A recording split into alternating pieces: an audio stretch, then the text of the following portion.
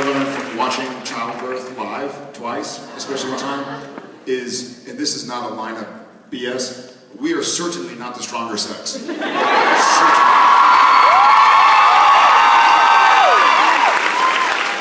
Thank you. Thank you so much. I got it. Hi. Hi, Jensen. Hi. I'm Mary. Hi, Thanks Mary. for, great to see you guys again. And revamping my question, because I was hoping to ask it when all of you were on stage, but I'll ask it this way. I wanted to ask, well, you lost your father on the show too soon. So I wanted to ask you what wisdom, I guess words of wisdom, would you have liked him to impart to you guys now that you're this far along in the show, like now, with knowing all the things you know, what would you, I guess, want to have had him impart to you? And then as parents, now, you being parents yourselves, what words of wisdom do you want to impart to your children as parents? I just, especially, I'll take it first because it occurred to me pretty quickly.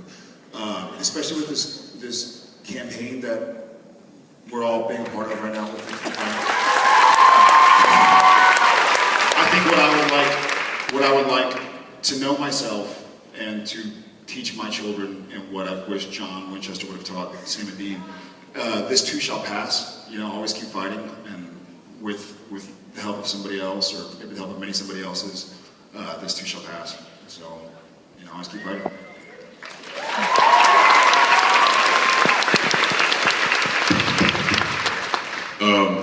That's funny you saying that, and I realize that that's one of the probably most important things that my father told me when I left at the age of 18 was it was more about the industry and like trying to find work and job and you know, becoming a professional at this. He said keep doing it, give it your best. Talk about auditions, and when you walk out that door, move on and keep fighting for the next one.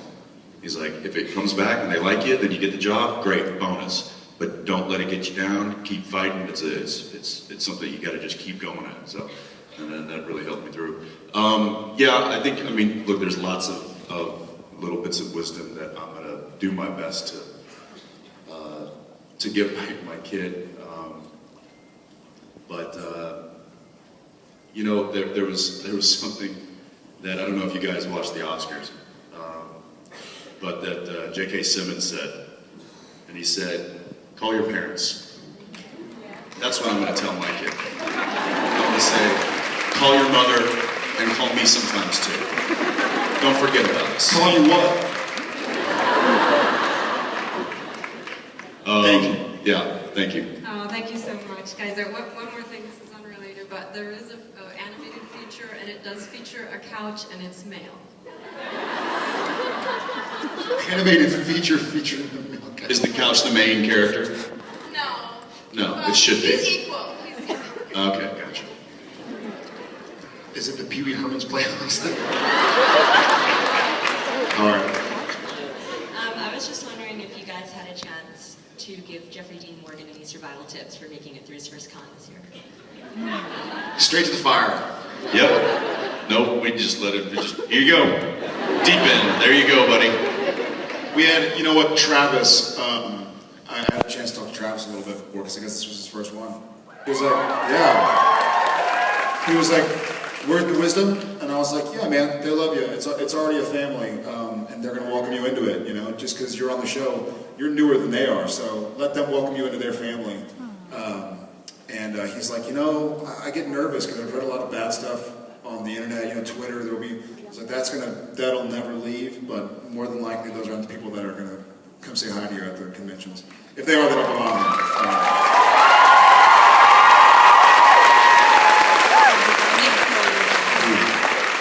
I realized that there are discussions about like movie actors and TV actors all the time.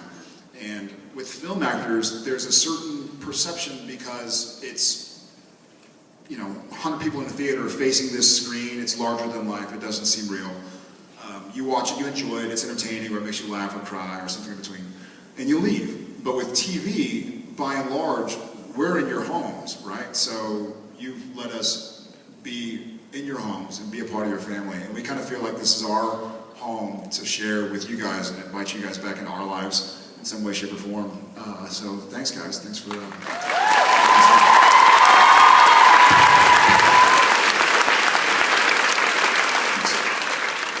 Hi, I'm Daniela. So my question is, if you had the power to go back and redo any episode, would you?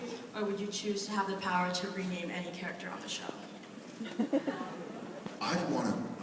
what would you redo? I'd probably redo an episode. But I don't want to do that again. That'd be if you could go back and erase an episode from memory. I think it'd be fun to go back and do the pilot. Knowing what we know now. I feel like Sam and Dean know now what Sam and Dean were supposed to know in the pilot. You know, because they've been doing it for 10 years when that happened. And so I feel like that wisdom that was written for the characters by Eric Kripke so many years ago, I feel like we kind of have an understanding now. So maybe you can play John and we'll find a Sam and Dean.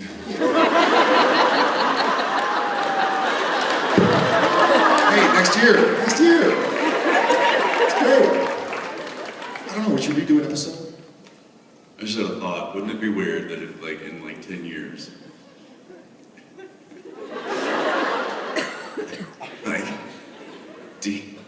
Dean gets married, and then they have 2 kids, and then his wife burns on the side.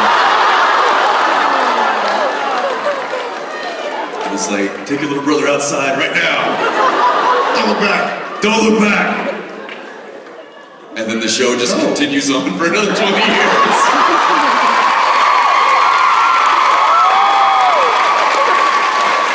And it could be like Uncle Sammy. Pause.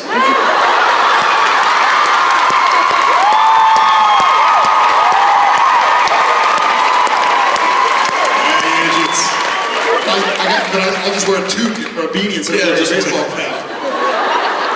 There's Uncle Sammy with his damn hat still. Crotchety and saying balls. You know what, that would mean though, we need to find out about your current kids. Because when John Winchester was 38, he had, a 4-year-old and a 1-year-old. So let's... And Adam, man. He's in hell somewhere.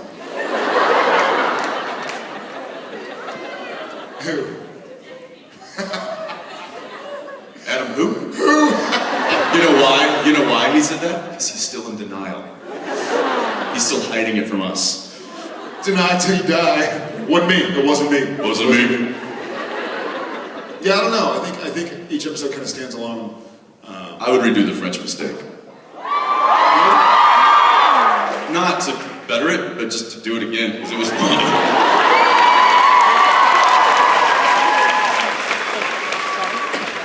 Thank you. Thank you.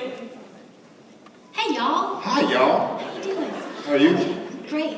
I am a high school theater teacher, and so I wondered if you guys had some advice I could take back with me to my students. Oh, wow. Did you do high school theater also? No. I did. I did. You know what? This is going to sound weird as a professional actor talking about high school theater, but sometimes in high school theater, or in any theater that you're not getting paid like a job, it can be mind-numbing. You feel like you're spinning your wheels. But there's a cool book called Outliers where it talks about it talks about the 10,000 hour rule. You kind of master something after doing it for 10,000 hours. So tell your high school theater students to get the 10,000 hours of acting out during high school, so that when they get out, they're mastering it already. So that'll be my advice. Yeah, embrace the suck.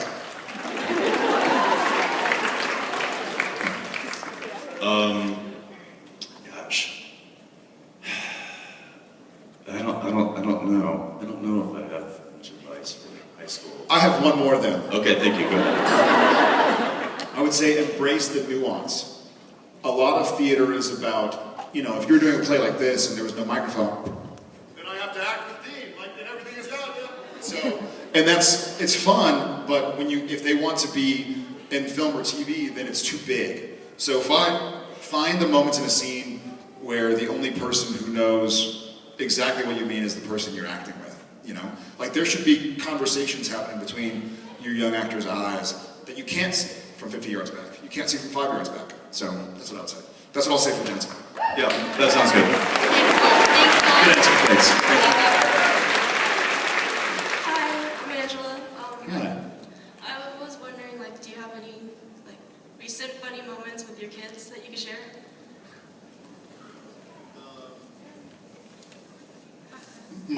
Tom has started saying like, oh really? He's like got a little toot. Yeah, he's got a toot. And you asked earlier about like being a parent. Everybody does it. When you see somebody else and they're with their 4 or 5-year-old, and the 4 or 5-year-old kind of makes a comment or talks a little bit loud, and you're like, that parent needs to get a grip. Then when you have a kid and realize that you can try as hard as you damn want, that kid is going to do some things here and there that you're just not going to like. So I've learned really quickly that that they each have their own little personality. My kids are both sick right now, which is probably why I'm sick. But no, it's not fun. That's actually not a funny anecdote. All the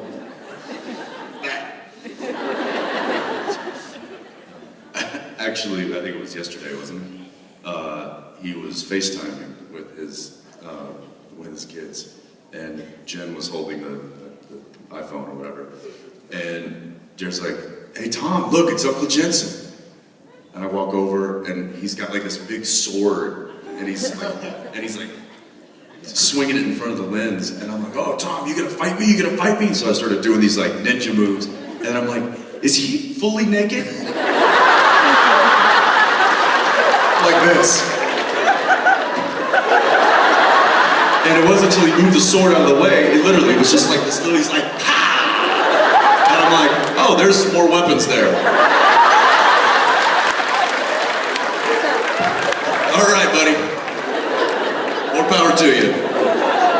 Tom is already trying to woo his future father-in-law. I always joke with them. I'm like, listen, JJ has a choice of a younger Padalecki or an older Padalecki. Choices are good. Yeah, they're pretty funny. I got a call from my wife. JJ's sick too, and I think it's probably because they were hanging out together last week. So somebody somewhere got sick.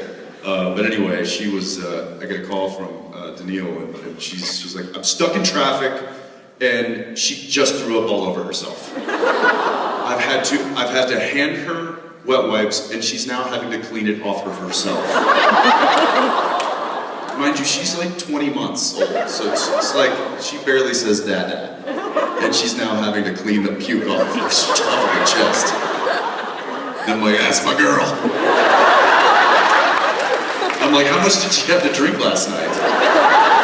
It sounds like daddy. It smells like that.